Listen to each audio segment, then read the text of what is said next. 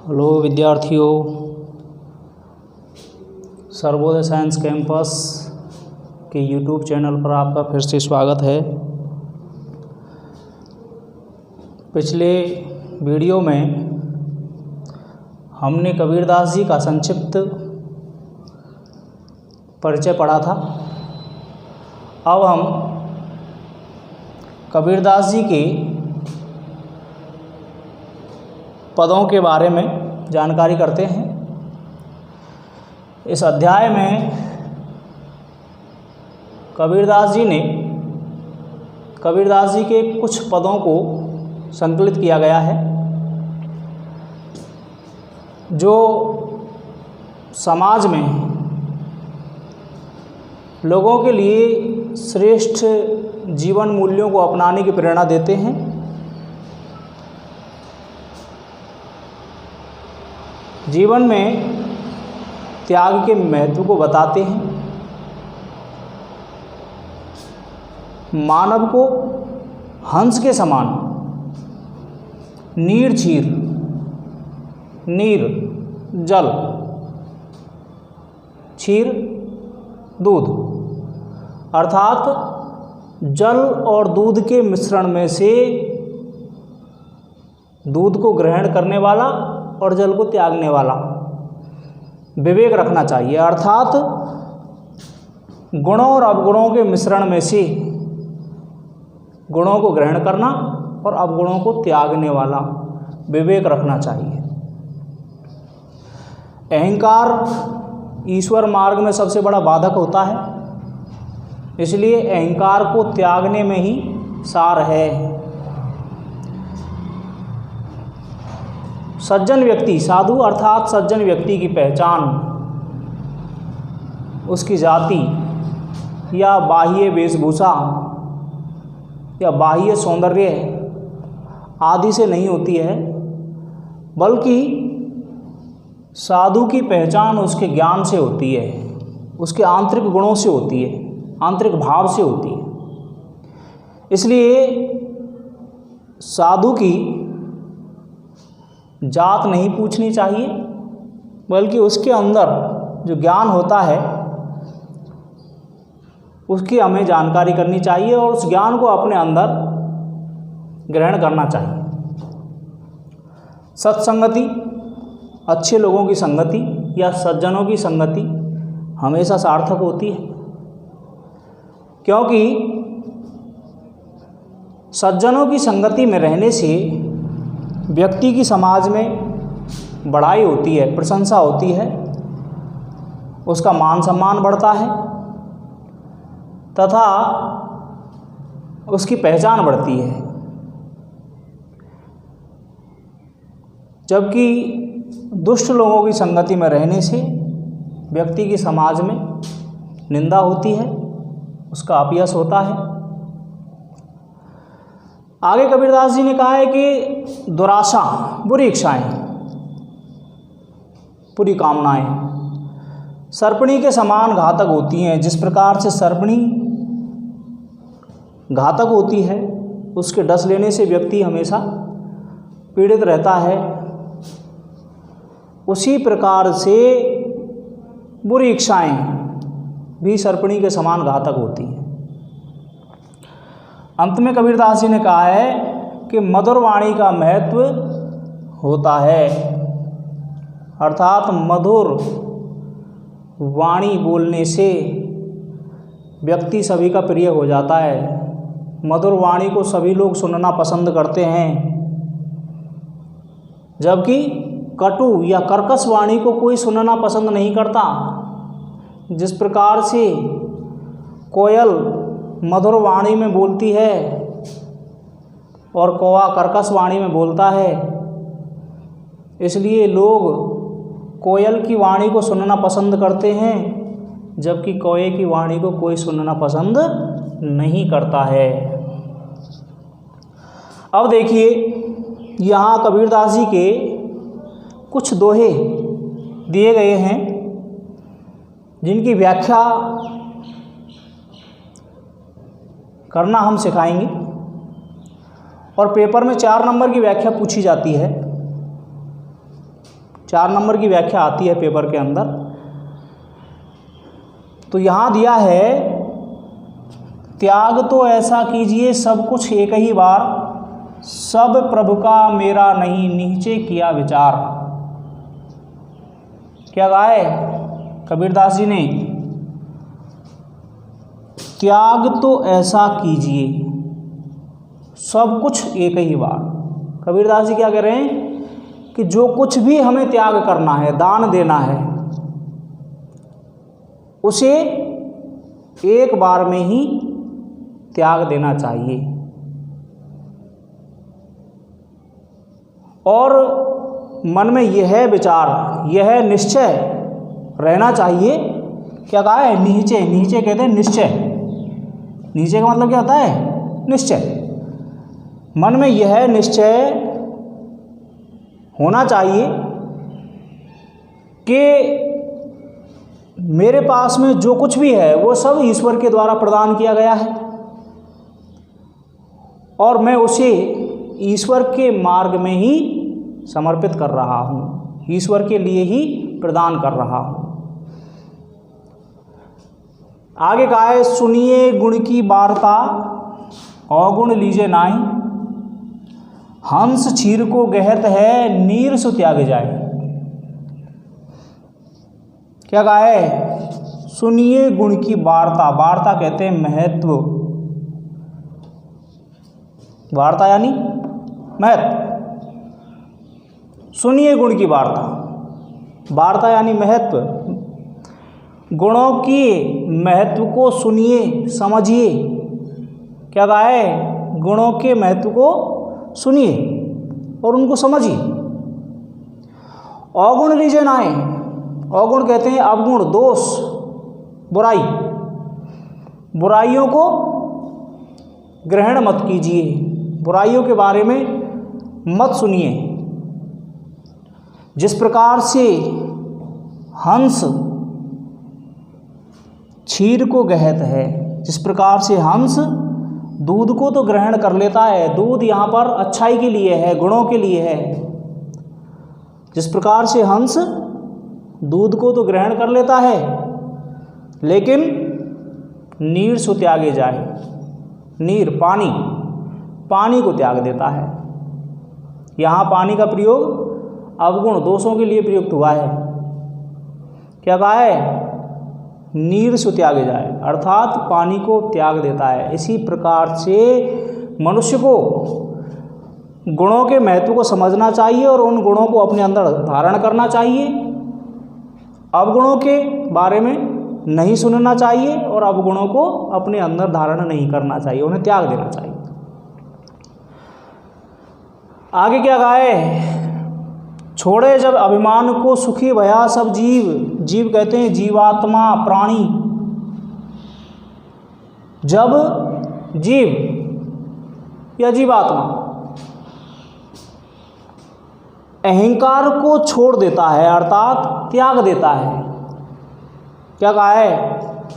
जब जीव, प्राणी अहंकार को त्याग देता है, अहंकार, अभिमान को त्याग देता है, तो वह संपूर्ण रूप से कैसा हो जाता है? सुखी हो जाता है। तो वह संपूर्ण रूप से सुखी हो जाता है। भावे कोई कछु कहे मेरे ही निज पीव। आगे क्या कह रहे हैं कि जब व्यक्ति अहंकार को त्याग देता है तो उसके हृदय में ईश्वर का निवास हो जाता है। अब उसके लिए भले ही कोई कुछ भी कहता रहे, उसे किसी की भी बातों का बुरा नहीं लगता है।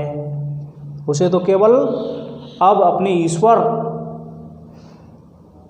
के बारे में सुनना पसंद है।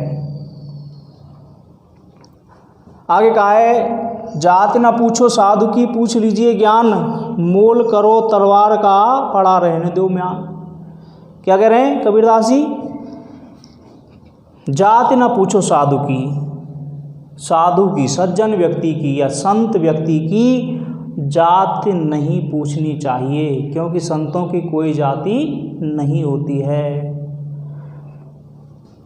पूछ लीजिए ज्ञान, उनसे तो केवल ज्ञान पूछ लेना चाहिए। उनके अंदर जो ज्ञान है, जो आंतरिक गुण हैं, जो विशेषताएं हैं, उसके बारे में जानकारी करनी चाहिए और उन अच्छाइयों को, उन गुणों को अपने अंदर धारण करना चाहिए। जाति पूछकर साधु की निंदा नहीं करनी चाहिए। जिस प्रकार से कहा गया है कि मोल करो तलवार का, पड़ा रहने दो म्यान। मोल भाव, सौदा तलवार का करना चाहिए, अर्थात तलवार की गुणवत्ता, तलवार की तीक्ष्णता, मजबूती, उसका पैनापन आदि को देख कर के मोल भाव करना चाहिए। उसके म्यान को देख कर के तलवार का मोल भाव नहीं करना चाहिए, क्योंकि म्यान तो तलवार का बाह्य आवरण होता है। जो सुंदर हो या कुरूप हो, वह तलवार की गुणवत्ता पर कोई असर नहीं डालता है। इसलिए कहा गया है कि मनुष्य को सज्जनों की या संत पुरुषों की जाति नहीं पूछनी चाहिए, बल्कि उसके अंदर जो ज्ञान होता है उसकी जानकारी करनी चाहिए। जिस प्रकार से तलवार का मोल करते समय म्यान की चमक दमक नहीं देखनी चाहिए, बल्कि तलवार की गुणवत्ता, तीक्ष्णता आदि के बारे में जानकारी करनी चाहिए और तलवार का मोल भाव करना चाहिए। देखिए, अब मैं यहाँ आपको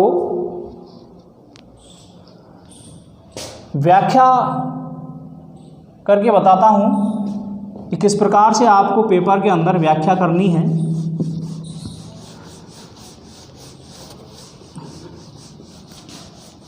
ध्यान दें थोड़ा सा।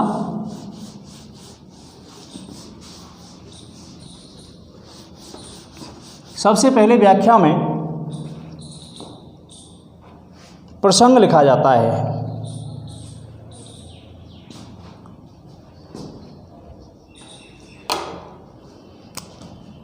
प्रसंग लिखा जाता है।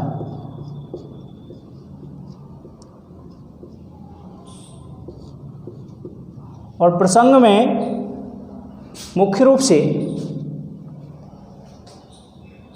अध्याय का यानी पाठ का नाम, अपनी पाठ्य पुस्तक का नाम और कवि या लेखक का नाम लिखा जाता है। जैसे ध्यान दीजिए, प्रस्तुत काव्यांश मारिए।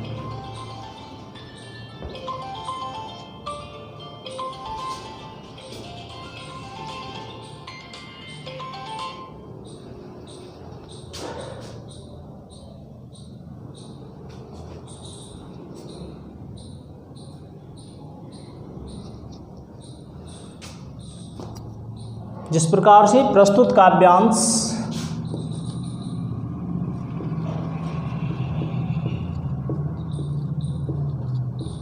हमारी पाठ्य पुस्तक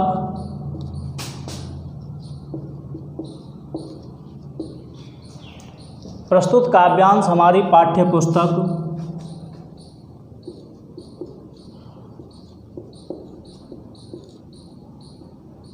सृजन, पाठ्य पुस्तक का नाम क्या है? सृजन में संकलित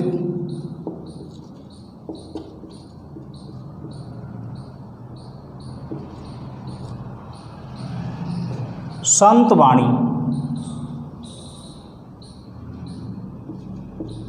पाठ का नाम क्या है? संत वाणी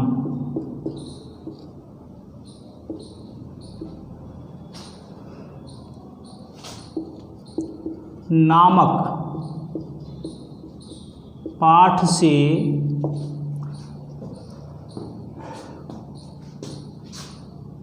लिया गया है।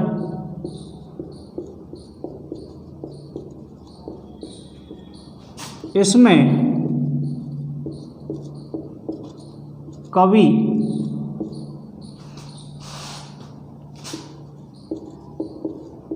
कबीरदास ने त्याग के महत्व को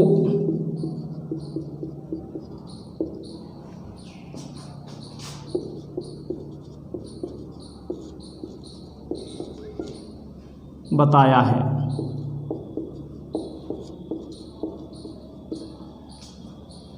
ये प्रसंग हो गया। प्रस्तुत काव्यांश हमारी पाठ्य पुस्तक सृजन में संकलित संतवाणी नामक पाठ से लिया गया है। इसमें कवि कबीरदास जी ने त्याग के महत्व को बताया है। इसके बाद में हमें व्याख्या लिखनी है।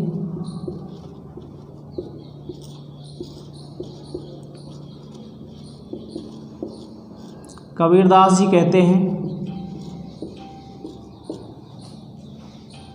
कबीरदास जी कहते हैं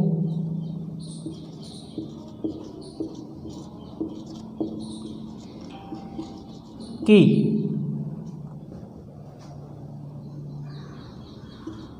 व्यक्ति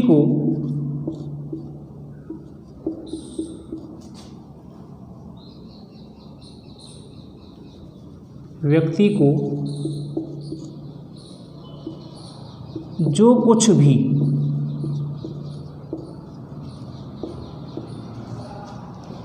त्याग करना है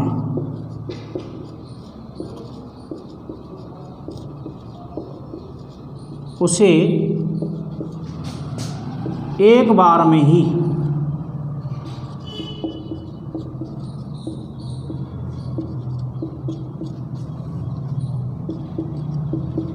त्याग देना चाहिए।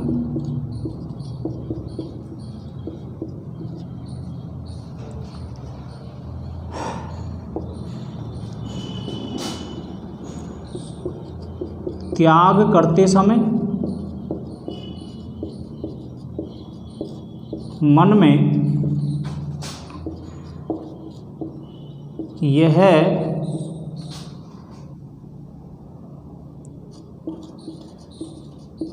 विचार रखना चाहिए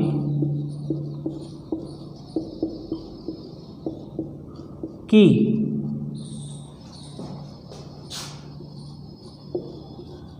मेरे पास जो कुछ भी है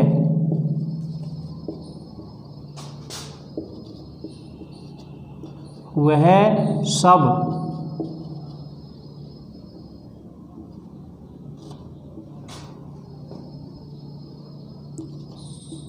ईश्वर के द्वारा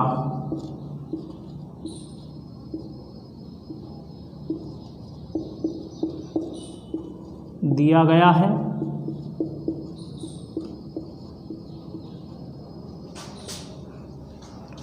और उसे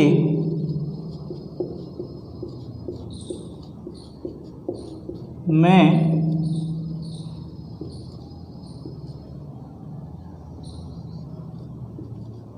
ईश्वर के लिए ही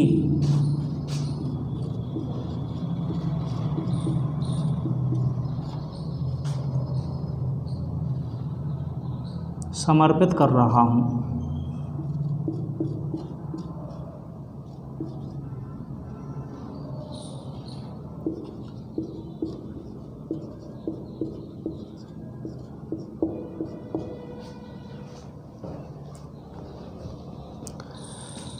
इसके बाद में हम विशेष लिखते हैं। विशेष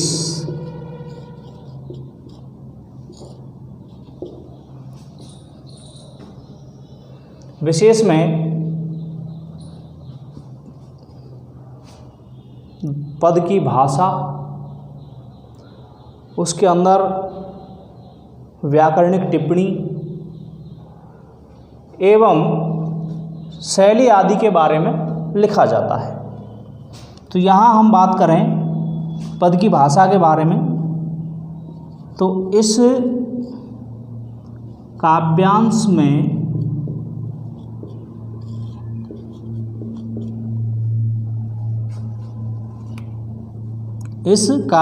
में मिश्रित या सदुक्कड़ी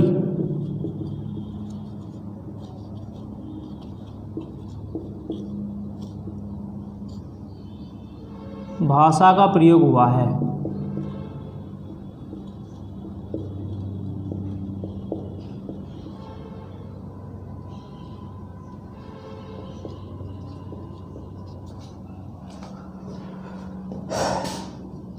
पहला बिंदु हो गया, इस काव्यांश में मिश्रित या सदुक्कड़ी भाषा का प्रयोग हुआ है। दूसरा बिंदु, काव्यांश में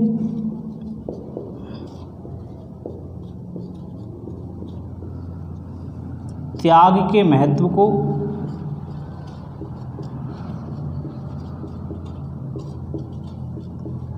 बताया गया है।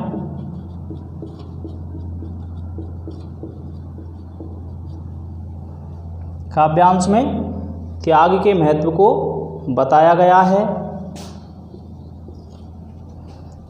काव्यांश में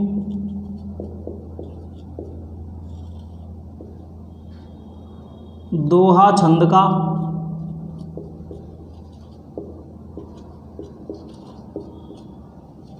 प्रयोग किया गया है।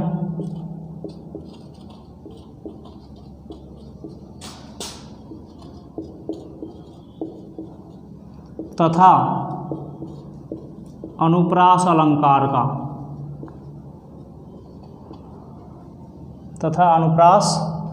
अलंकार का प्रयोग किया गया है।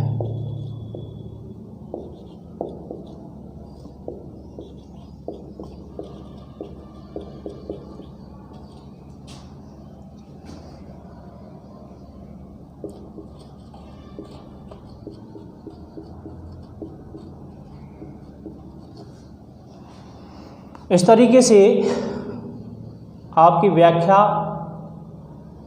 लिखी जाती है। किसी भी पद की व्याख्या 3 चरणों में लिखी जाती है। सबसे पहले प्रसंग, व्याख्या और विशेष। इनको अंकों के आधार पर भी 1 अंक का प्रसंग, 2 अंक की व्याख्या और 1 अंक का विशेष, इस रूप में बांटा जाता है। ठीक है विद्यार्थियों, आज इस वीडियो में बस इतना ही। कल अगले पदों की व्याख्या करके बताएंगे। धन्यवाद।